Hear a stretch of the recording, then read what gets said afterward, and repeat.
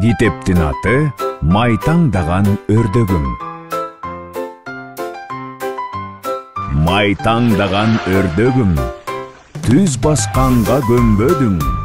Курсагың жемге тойгон соң, суу жакты көздөй жөнөдүң.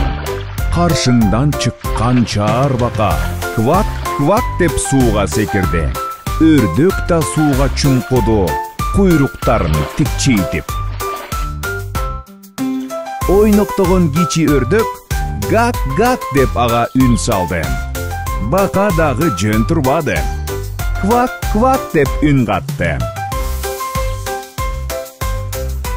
Өрдөк чыгып кургакка, кум таштан жеп баштады.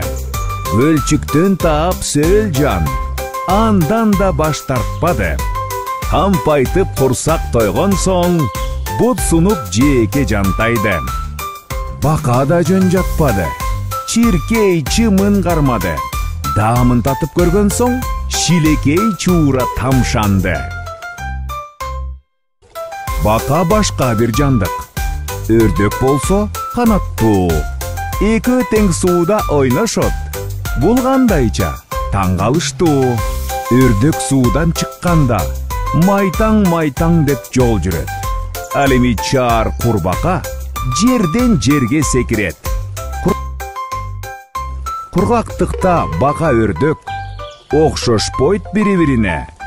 Сууга түшүп ойношту, көрсө булар дос беле.